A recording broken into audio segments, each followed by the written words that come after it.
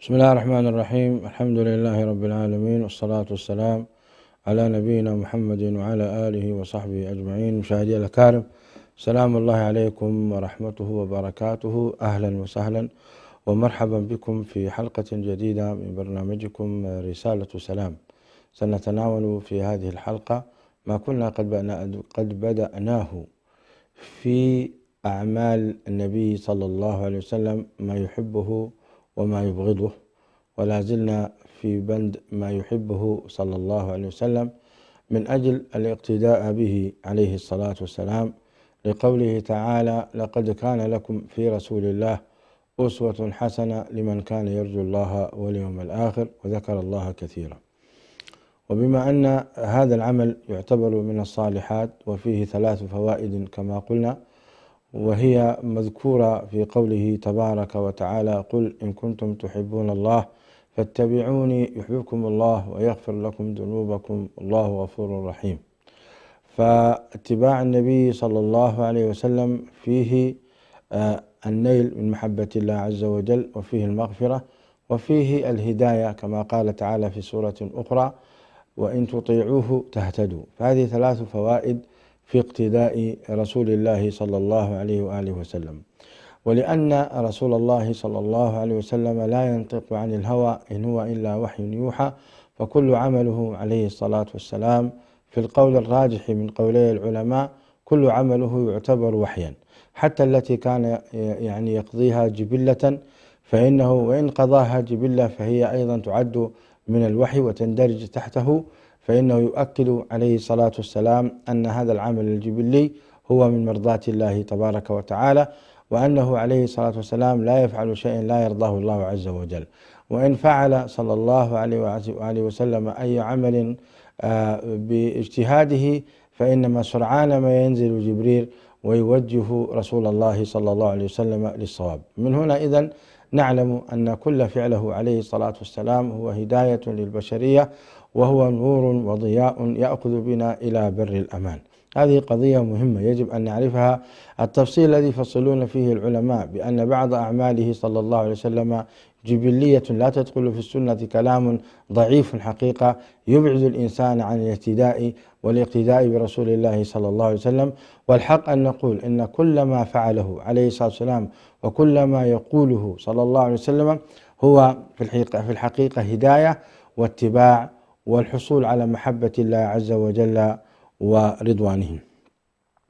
من هنا مشاهدي الأكارم حرصنا على أننا نبرز أعمال رسولنا صلى الله عليه وآله وسلم وندعو للتمسك بها، وإن كان بعضها يظهر بأنه ليس له بأهمية في نظرنا، وإنما ثمة فيه فوائد كثيرة كما ذكرنا لكم. من أعماله صلى الله عليه وآله وسلم ما كان يحبه من الأعمال من الطاعات. كان يحب عليه الصلاة والسلام في الطاعات أدومه وإن قل. فعن مسروق قال: سألت عائشة رضي الله تعالى عنها أي العمل كان أحب إلى النبي صلى الله عليه وسلم؟ قالت: الدائم. هذا الحديث أخرجه الإمام البخاري ومسلم في صحيحيهما. وعنها رضي الله تعالى قالت: كان عمله ديمة، وأيكم يطيق ما كان رسول الله صلى الله عليه وسلم يطيق. وهذا الحديث أخرجه أيضا الإمام البخاري ومسلم. إذن الشاهد من هذين الحديثين أن النبي صلى الله عليه وسلم كان يحب من الأعمال التي يداوم عليها الإنسان وإن قلت. فكل عمل يقوم به عليه الصلاة والسلام كان يثبته صلى الله عليه وسلم، كما في بعض الآثار والأحاديث عنها أيضا رضي الله عنها وأرضاها. هذه الديمومة من الأعمال الصالحة، ولذلك قال ربنا عز وجل: لكل أواب حفيظ، أي محافظ على الطاعة ومستمر فيها. فلو أنت كنت مثلا أو أنت أختي الكريمة تصلون ركعتين في الضحى مثلا، في فترة الضحى، هاتان الركعتان إثباتهما أولى من الإكثار فيهما، أو بمعنى آخر لا بأس بالإكثار، ولكن الدوام حين الكسل على الركعتين ينبغي أن يكون حاضر. لاحظتم هنا يعني حينما يكون عندك نشاط فأكثر من الصلاة في الضحى. كان النبي عليه الصلاة والسلام يصلي فترة الضحى من 8 ركعات إلى 12 ركعة. وإذا كان هذا يشق عليك فلا تترك ركعتي الضحى مهما كان، وإن حصل إن تركتها مثلا ففي اليوم الثاني تصلي مزيدا منها حتى تغطي لك ما قد فاتك من اليوم الذي كان قبله. وهكذا قس على الأذكار، وقس على الصيام، وقس على كل الأعمال الطاعة الصالحة، فإن النبي صلى الله عليه وسلم كان يحب من الأعمال أدومه. ولذلك أثنى الله عز وجل على المؤمنين بقوله سبحانه وتعالى: والذين هم على صلاتهم دائمون. الذين هم على صلاتهم دائمون، مداومون ومحافظون. فالحفاظ والدوام بمعنى واحد. هذا العمل كان يحبه صلى الله عليه وآله وسلم. وقد عاب ذات يوم على ابن عمر، قال: إن ابن عمر رجل صالح لولا أنه كان يقوم الليل فتركه. فبعدها ابن عمر لم يترك قيام الليل. وقيام الليل من أعمال الصالحة لا يوفق لها إلا من أراد الله عز وجل به خيرا. فإذا كنت يا أخي ممن وفقهم الله لقيام الليل فلا تتركه. أقله ركعة وأكثره 11 ركعة على السنة النبوية، كما اتفقنا أننا نتبع هدي رسول الله صلى الله عليه وسلم في كل صغيرة وكبيرة. إذن درسنا اليوم هو أن يكون إذا كان لنا من الأعمال الصالحة فنداوم عليها. بعض الناس يداوم على الأذكار صباحا ومساء من الأعمال الصالحة الطيبة التي فيها فوائد كثيرة، منها أنها حصين عن البلايا والشرور. فالأذكار التي وردت عن رسول الله صلى الله عليه وسلم كثيرة، فلو أنت اقتنيت منها بعضا وداومت عليها فإنك تنل أجرا عظيما، وتكون قد أصبت السنة النبوية الشريفة في مداومتك على العمل. بعض الناس يعني يذكر يوما ويترك أياما، يداوم على أذكار الصباح فترة ثم يتركها، هذا خطأ. ولكن أنت تخير ما هو سهل. وسبحان الله من أفضل الأعمال حينما تكون إقامة ذكر الله عز وجل، تجد أنه لا يوفق لهذا العمل إلا من وفقه الله، كما قال ابن عثيمين. يعني ذات مرة سمعته يقول: إن من أعظم الأعمال ذكر الله، ومن أقلها تكلفا وأقلها أيضا يعني تعبا هي أيضا ذكر الله عز وجل، ومع ذلك لا يقوم بها إلا من وفقه الله تبارك وتعالى. إذن نحرص أشد الحرص على المداومة، والمداومة فيها فوائد، منها أن الإنسان يكون دائما على الطاعة، ويكون دائما حريصا عليها وبعيد عن الغفلة. فالمداومة على الطاعة هذه فائدتها أنك أنت دائما تكون مع الله عز وجل وتكون قريبا منه. طيب، هذه الطاعة قلنا من حيث الدوام في كل الأعمال الصالحة: الصيام، القيام، الزكاة، ذكر الله عز وجل، قراءة القرآن الكريم والمداومة عليه، كلها تندرج تحت هذا العمل، المداومة في الطاعات. طيب، لو سألنا وقلنا: ما أفضل ما كان يداوم النبي صلى الله عليه وسلم عليه؟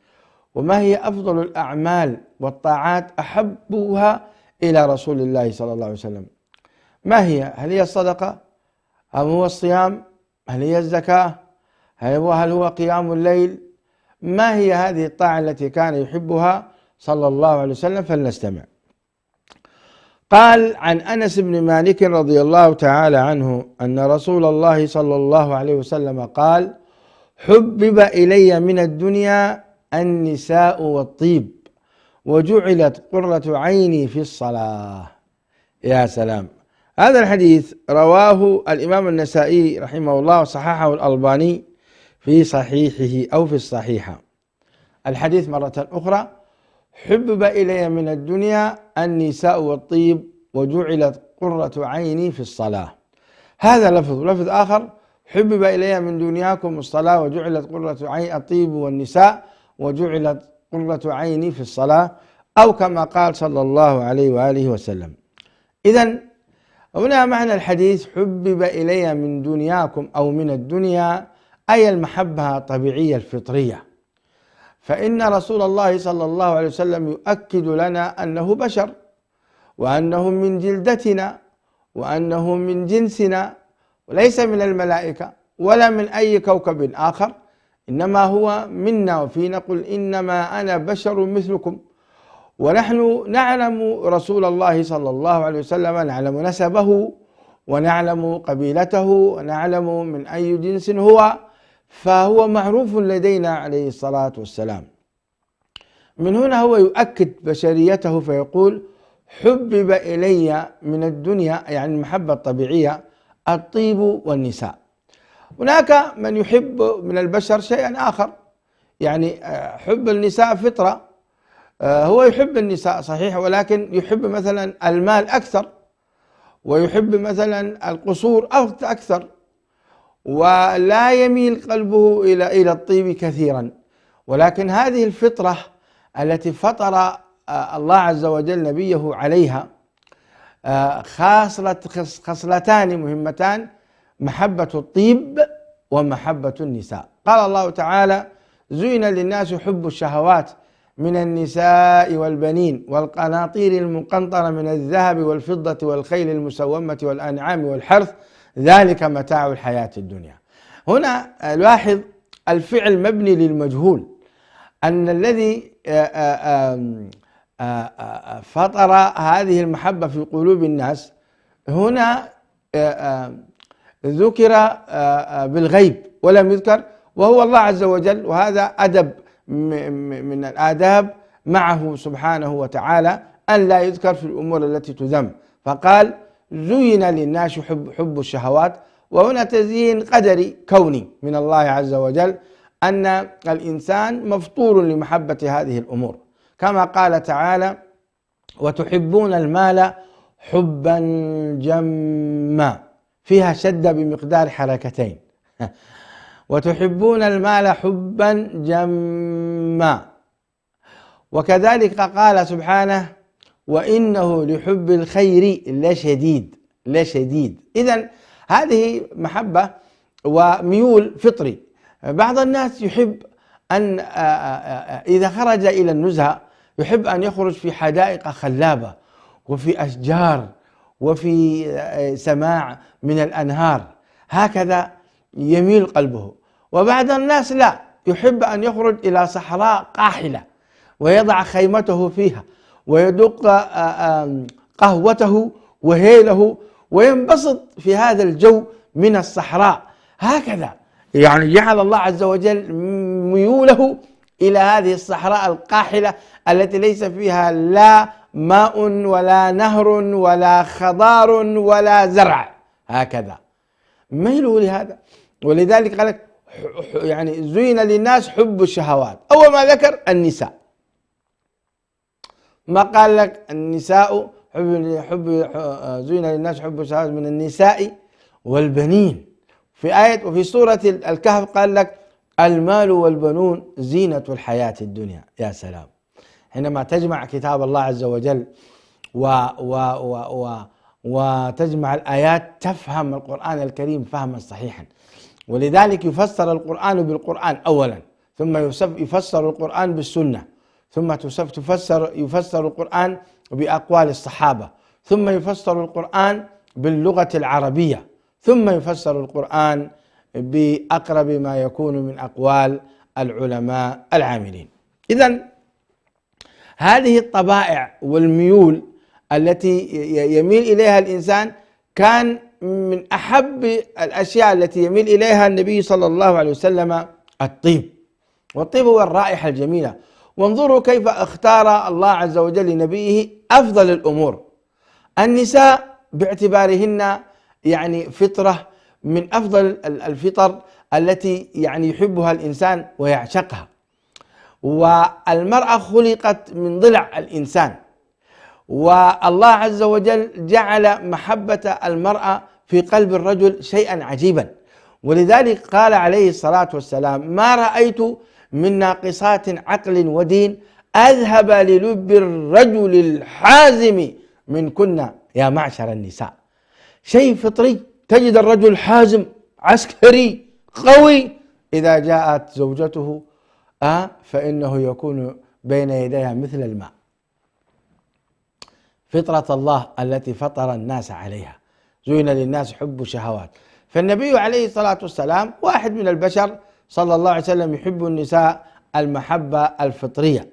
ولذلك يقول النبي عليه الصلاة والسلام: ما استفاد المؤمن بعد تقوى الله خير من امرأة صالحة إذا نظر إليها أسرته، وإذا أمرها أطاعته، وإذا غاب عنها حفظته في ماله ونفسها، أو في ماله وعرضه، أو كما قال صلى الله عليه وسلم. وقال عليه الصلاة والسلام: الدنيا متاع وخير متاعها المرأة الصالحة. يا سلام، رأيتم؟ الدنيا متاع، يعني الذي يريد أن يتمتع بالحدائق والخلابة يترك النساء، أو الذي يعيش حقيقة عزابا ليس عنده زوجة يتمتع بها، هذا بعيد عن المتاع الحقيقة. الدنيا متاع، هي فترة متعة. فأفضل شيء تتمتع به ما هو؟ الحدائق الخلابة، البحار، الأنهار. بعض الناس سبحان الله عنده ميول لبعض الآثار القديمة، تلاقيه عنده هوس يجمع الآثار القديمة ويحبها ويعشقها. وبعض الناس عنده شيء آخر كما ذكرت لكم. من أفضل ما ينبغي أن نستمتع به في هذه الحياة الدنيا هن النساء، وتكون المتعة بالحلال كما أباح الله عز وجل لنا. فما استمتعتم به منهن، ربنا عز وجل ينص على هذا: فانكحوا ما طاب لكم من النساء مثنى وثلاث ورباع. الأمر الثاني الطيب. الطيب يعني من أجمل الأمور التي خلقها الله عز وجل في هذه الحياة. طيب شيء تشمه وتستأنس به، ويعني الرائحة الطيبة تفوح منك. وكان النبي عليه الصلاة والسلام يعني يستخدم الطيب، ويعرفون الناس من خلال ما يسمونه من الرائحة الطيبة أن النبي عليه الصلاة والسلام قد مر من ها هنا صلى الله عليه وسلم. الطيب يعني من أعظم النعم التي أنعم الله عز وجل بها، وهو أنواع كثيرة، ولذلك خرجت منه شركات ومؤسسات وتجار بأنواع مختلفة. الطيب، النبي صلى الله عليه وسلم مثل الجليس الصالح بالطيب. قال عليه الصلاة والسلام: مثل الجليس الصالح وجليس السوء كحامل المسك ونافخ الكير. فحامل المسك إما أن يحذيك، وإما أن تشم منه رائحة طيبة. يا سلام يا سلام. ولذلك كان عليه الصلاة والسلام يهتم بالطيب، وكان صلى الله عليه وسلم يكره الرائحة السيئة. ولذلك لما حصلت قصة عائشة وحفصة ما استخدموا شيئا يؤذونه به إلى رسول الله صلى الله عليه وسلم إلا أن يقولنا: اف إن فيك رائحة المغافير، فيك رائحة المغافير. فغضب النبي صلى الله عليه وسلم وأقسم أن لا يشرب العسل بعد اليوم. رأيتم شدة حبه صلى الله عليه وسلم للرائحة الطيبة، وشدة كراهيته للرائحة الكريهة. بعض الناس لا يهتم بهذا للأسف، تجد أن رائحته كريهة، ولا يعني يستخدم السواك، ولا يستخدم معجون الأسنان، ما تستطيع تقرب منه، نسأل الله العافية والسلامة. يعني في الصلاة حقيقة ما يعني يصعب عليك أنك تصلي بجوار رجل فمه يعني كريه جدا. وبعض الناس ربما لا يغتسل. المؤمن ينبغي أن يغتسل يوميا، يتنظف يوميا. فإن لم يتنظف يوميا فعلى الأقل في الدول الباردة أن يغتسل يوم الجمعة. ولذلك أوجب النبي صلى الله عليه وسلم اغتسال المؤمن يوم الجمعة، قال غسل يوم الجمعة واجب. شوف لفظ النبي عليه الصلاة والسلام، قال غسل يوم الجمعة واجب، وإن كان فيه خلاف والراجح أنه ليس بواجب، ولكن إذا كان فيه أذية للمؤمنين يصبح واجبا. أنت ينبغي عليك يا أخي أن تتنظف وتتطيب وتخرج إلى الصلاة بمظهر طيبا. قال الله تبارك وتعالى: يا بني آدم خذوا زينتكم عند كل مسجد. خذوا زينتكم، ومن الزينة الطيب وإن كان لا يرى ولكن يحس ويشم. فالشخص أحيانا لما يشم منك رائحة طيبة نفسه ترتاح وتشتاق. ولذلك بعض أنواع الطيب علاج للربو. الرئتان غالبا ما تستمتعان بالرائحة الطيبة.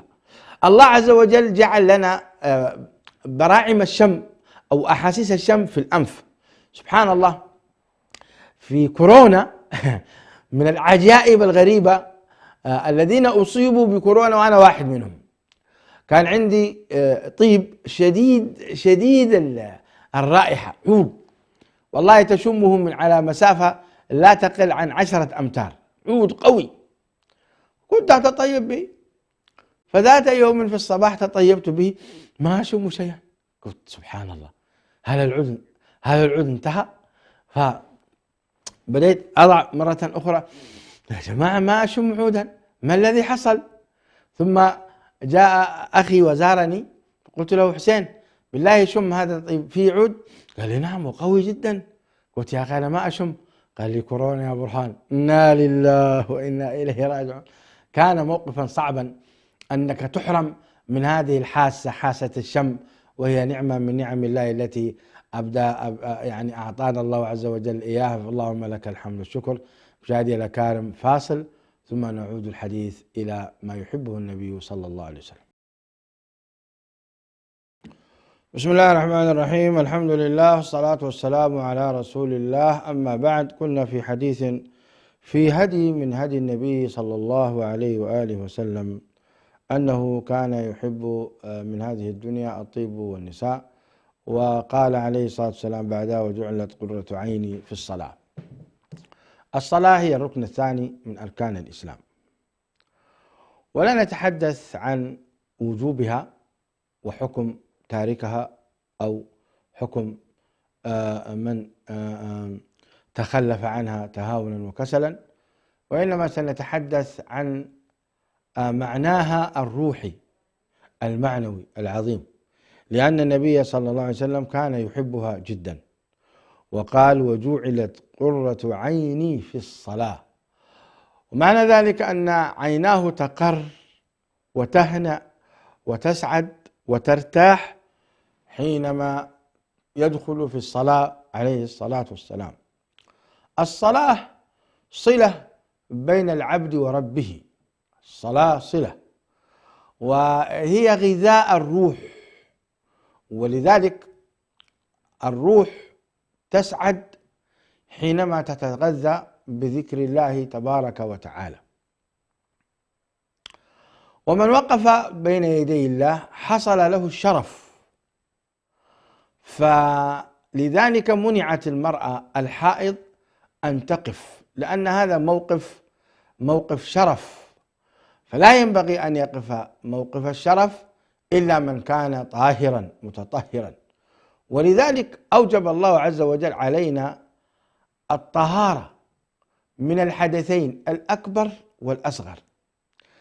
فمن الجنابة نتطهر ونغتسل، ومن الحدث الأصغر نستنجي، ولا يكفي هذا، وإنما أيضا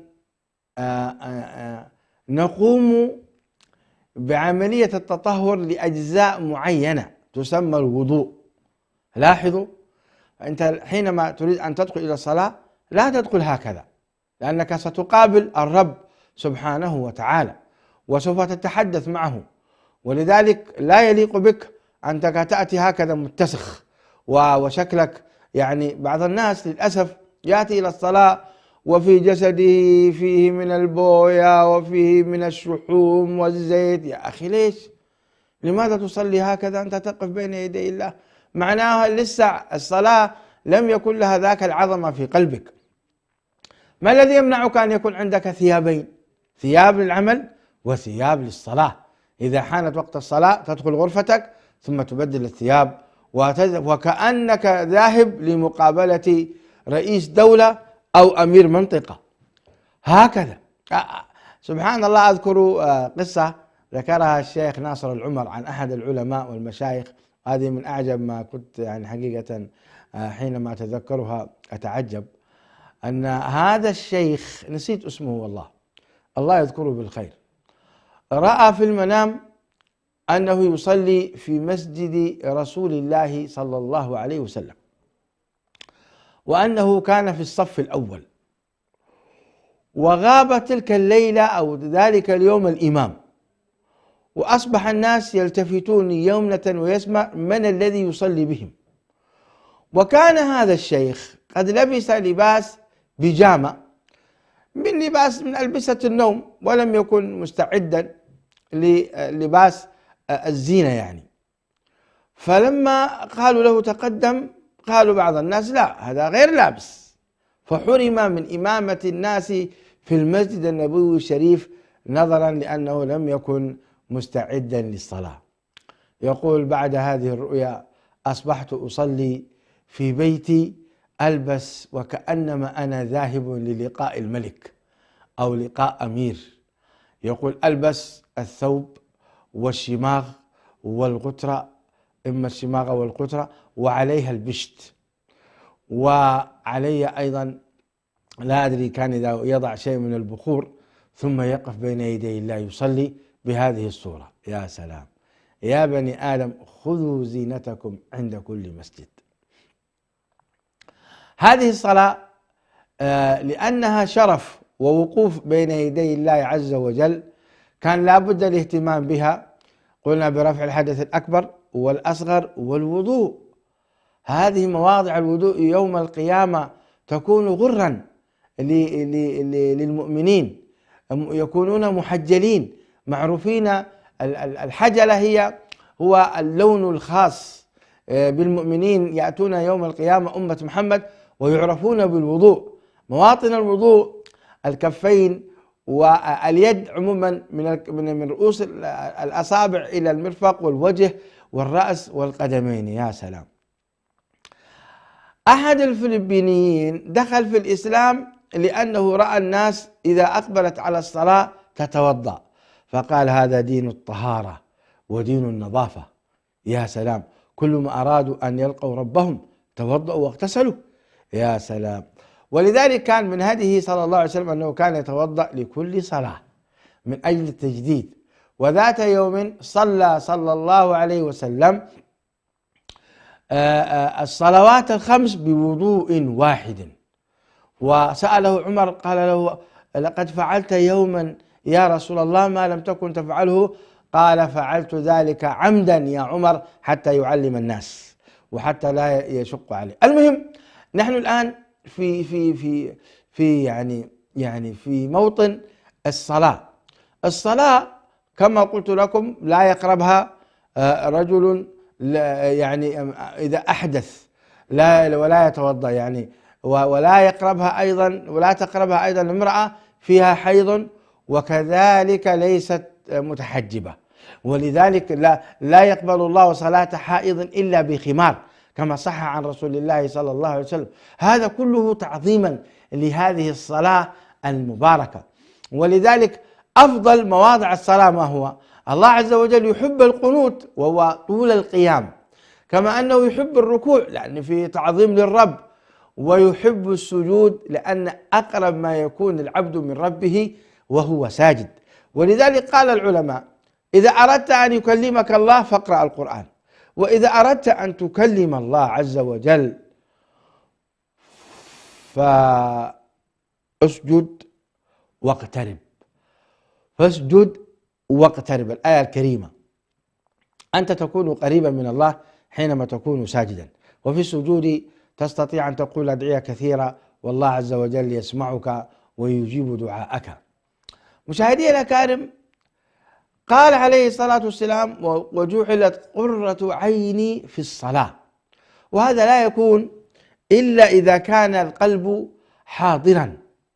ولذلك كما قال الداعية المشهور مشاري الخراز، قال: إذا أردت أن تكون خاشعا فتخيل أنك تكلم الله عز وجل وأنه يسمعك، وهو حق، كما قال النبي صلى الله عليه وسلم: إن أحدكم إذا قام قائم فإنه يناجي ربه، أو كما قال عليه الصلاة والسلام: ينادي ربه. والمناجاة هي المحادثة، والله عز وجل يسمع. وفي الحديث آخر عند مسلم: إذا قال العبد الحمد لله رب العالمين قال الرب: مجدني عبدي، أو حمدني عبدي. وإذا قال الرحمن الرحيم قال الرب: مجدني عبدي، إلى أن يقول عليه الصلاة والسلام في الحديث القدسي: إياك نعبد وإياك نستعين، قال: هذا بيني وبين عبدي ولعبدي ما سأل. يا سلام! لا يمكن الحقيقة تخرج من الصلاة وتكون قرة عين لك إذا لم يكن هناك فعلا حضور قلب، وأنك تستشعر أنك تناجي الله سبحانه وتعالى. ولذلك يقول لك: ورجل قلبه معلق بالمساجد. لماذا؟ لماذا دائما ينظر إلى الساعة؟ جاء وقت الصلاة، باقي لسه كم باقي على وقت الصلاة؟ باقي دقيقة، باقي 10 دقائق أو كذا.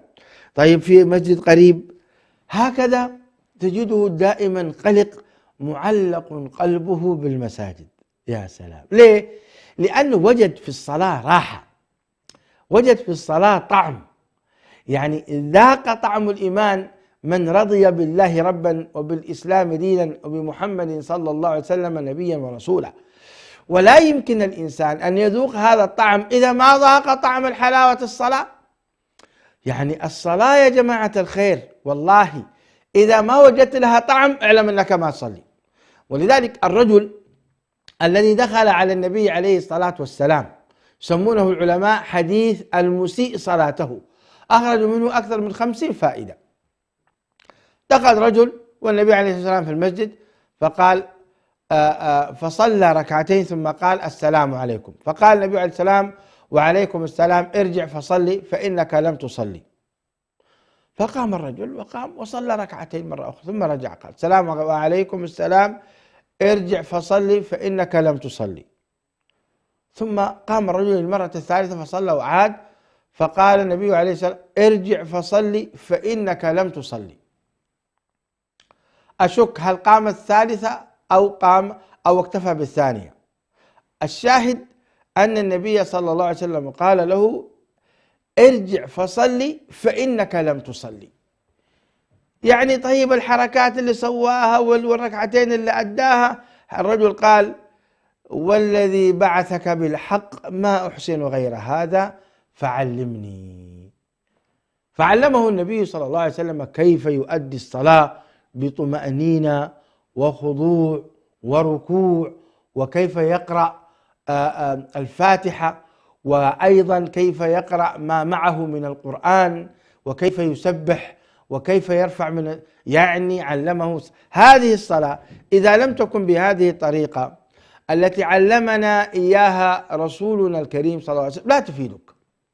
ولذلك إن الصلاة تنهى عن الفحشاء والمنكر. مصلي يزني، نسأل الله العافية والسلامة. مصلي يسرق، نسأل الله العافية والسلامة. مصلي يكذب، نسأل الله العافية. كيف يحصل هذا؟ معنى هذا ما قاعد يصلي. مثل هذا المسيء صلاته تماما. لا يمكن أنك أنت تصلي وتقع في الزنا والخمر والفهش والفحش والعهر، لا يمكن، ما يتأتى هذا مع المصلين أبدا. وقد قصصت لكم قصة في يوم من الأيام، ذلك الرجل الذي قد واعد امرأة ليفعل مع الفاحشة، ثم ذهب وصلى صلاة العشاء ولم يعد، لأنه صلى بقلبه. ولذلك نهته الصلاة عن الفحشاء والمنكر. الصلاة شأنها عظيم، ولذلك رب العالمين سبحانه وتعالى أثنى على الأنبياء بسجودهم للصلاة، وقال تعالى: وأقم الصلاة لذكري، وأقم الصلاة لذكري. فالصلاة جعل الله عز وجل الراحة فيها لنبينا الكريم صلى الله عليه وسلم. وكان عليه الصلاة والسلام مشاهدينا الأكارم إذا حزبه أمر فزع إلى الصلاة. هل نحن نقوم بهذا؟ يعني جاءتك مصيبة أو سمعت أمرا ضيق صدرك، بعض الناس أين يذهب تعرفون؟ إذا ضيق صدره إيه؟ يذهب يدخن والعياذ بالله، يقول لك أنا زعلان ضاق صدري، يفك سيجارة ويدخن. مع الأسف الشديد يا أخي جعل الله لك مجالا أفضل من الدخان، ما هي الصلاة؟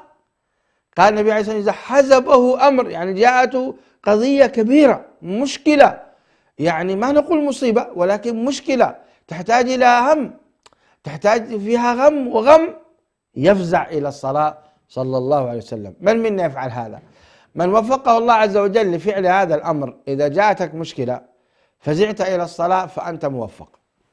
طالب من الطلاب قرأ الكتاب، قرأ المسائل، ما صارت تدخل في ذهنه، يا أخي افزع إلى الصلاة، لأن الذي يثبت المعلومات ويشرح القلوب الله عز وجل، وهذا أمر مهم. افرش السجادة وقول الله أكبر، ثم سل ربك يا رب أذاكر ولا يثبت في ذهني، يا رب ثبت المعلومات في ذهني. كان شيخ الإسلام ابن تيمية يقول: يا معلم داود علمني، ويا مفهم سليمان فهمني، فاستجاب الله، أصبح شيخ الإسلام كأنه بين يدينا وقد مات قبل 7 قرون. بالله ما تتعجبون من هذا؟ ألا تتعجبون من هذا؟ كان في سجوده يقول الشيخ الإسلام ابن تيمية رحمه الله: يا معلم داود علمني، ويا مفهم سليمان فهمني. ففهمه الله عز وجل هذا الدين. ما زال العلماء يستفيدون من أقوال شيخ الإسلام ابن تيمية، حتى ظن بعض الحمقى أنه حي يريد أن يقطع رأسه.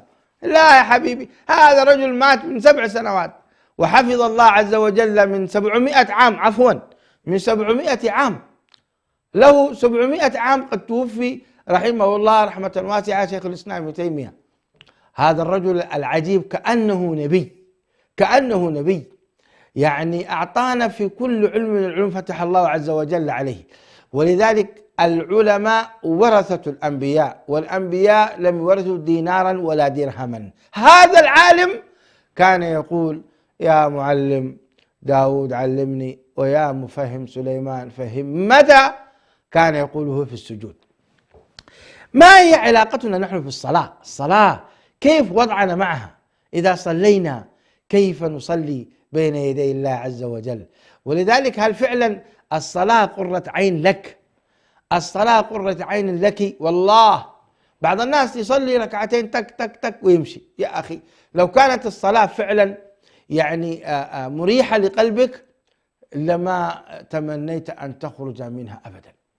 في السعودية رجل يقال له اللهم صل وسلم وبارك على نبينا محمد، حسين الحواش أو عبد الرحمن الحواش، ما أدري والله نسيت اسمه، من العلماء الذين وأئمة مساجد المعروف بصلاتهم فيها طول صلاة، وفيها خشوع، وفيها يعني راحة عجيبة، معروف.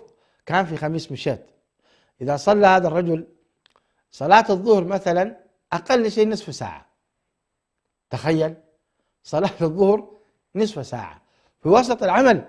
ولذلك الناس تعرفه من لديه عمل لا يذهب يصلي خلفه، يصلي عند المساجد الأخرى التي يعني تصلي سريعا في 5 دقائق أو في 7 دقائق بالكثير. الله أكبر الله أكبر الله أكبر الله. مع الأسف بعض الأئمة أيضا ها هنا يصلون سريعا، نسأل الله لنا ولهم الهداية. يا أخي أعطيني فرصة أسبح ربي. أحيانا ما تستطيع والله يا أخي أنك تسبح 3 تسبيحات، يا دوبك أنت تركع فتقول سبحان ربي الأعلى، سبحان ربي العظيم، سبحان ربي العظيم، ويقول لك سمع الله لمن حمده، فأنت تبغى تكمل يقول لك الله أكبر نزل. هذا الرجل في السعودية إذا صلى بهذه الطريقة يذكرك بالسلف الصالح رحم الله سلفنا. على كل حال، وجعلت قرة عيني في الصلاة. وكان صلى الله عليه وسلم يقول لبلال أقم الصلاة يا بلال، أقم الصلاة أرحنا بها. رواه أبو داود، صححه الألباني. كانت هذه من الأعمال المباركة التي كان النبي صلى الله عليه وسلم يعني يداوم عليها، وكان يحبها الصلاة، ولذلك ما ترك قيام الليل قط إلا أن يكون مسافرا فيصلي صلى الله عليه وسلم الوتر 3 ركعات، ولم يترك ركعتي الفجر قط صلى الله عليه وآله وسلم، لا في سفر ولا في حضر. أما إذا كان في حضر فهو كثير الصلاة عليه الصلاة والسلام، فكان يصلي الضحى 8 ركعات، وتارة يصلي عليه الصلاة والسلام 12 ركعة، وكان يقوم الليل ب11 ركعة.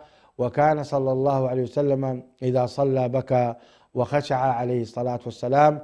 وذات يوم قرأ صلى الله عليه وسلم بقوله تعالى إن تعذبهم فإنهم عبادك وإن تغفر لهم فإنك أنت العزيز الحكيم، تأثر بهذه الآية كثيرا وبكى عليه الصلاة والسلام.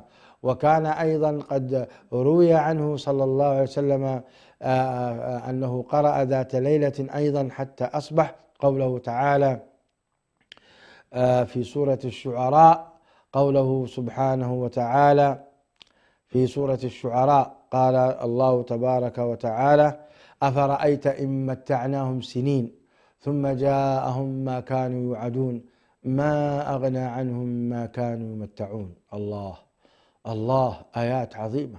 أفرأيت إن متعناهم سنين، يمتع الله عز وجل الإنسان سنوات. تمتع يا أخي بمالك وقوتك، اعمل ما شئت، افسد ما شئت، اصرف ما شئت، ثم ينتهي الأجل، خلاص انتهى.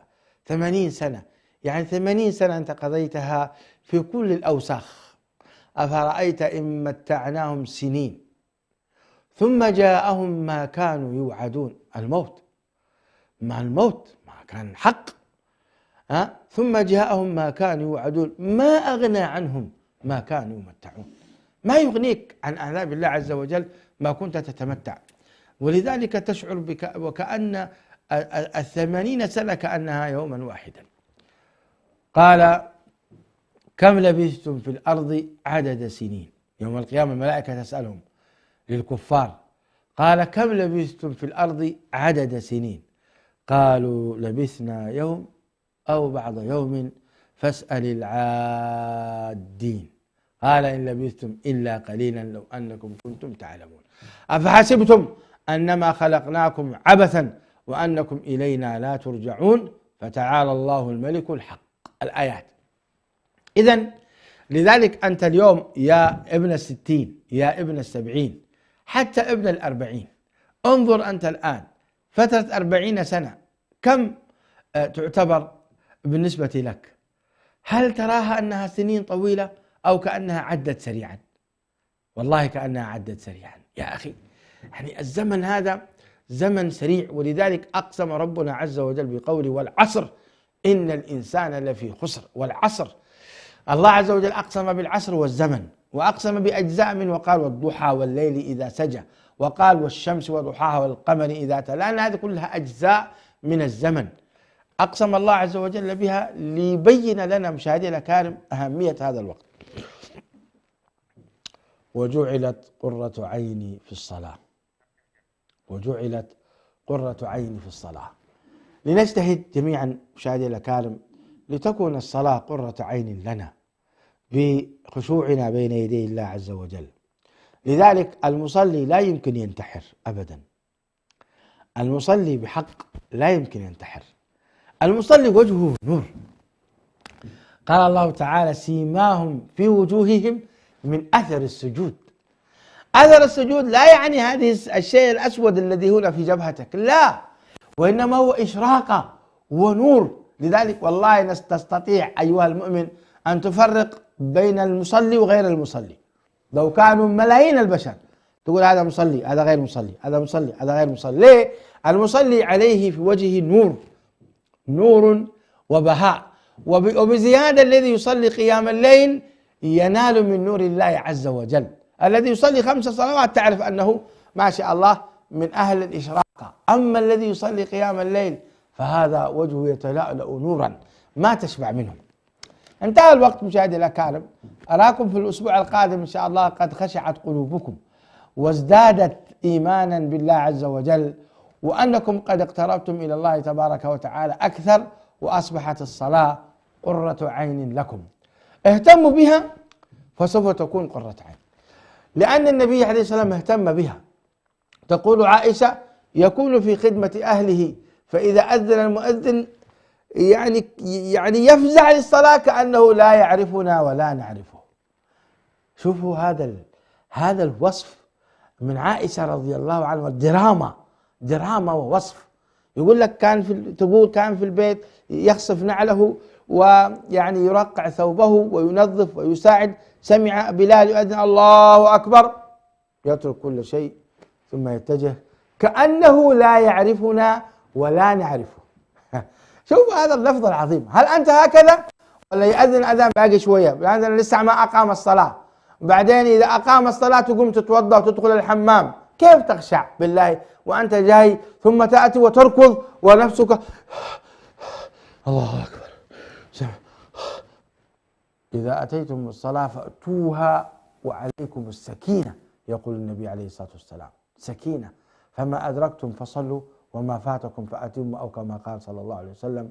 صدقوني يا إخوة، لنهتم بهذه الصلاة ونصليها بخضوع وخشوع لنعرف مدى عظمة هذه الصلاة ومكانتها.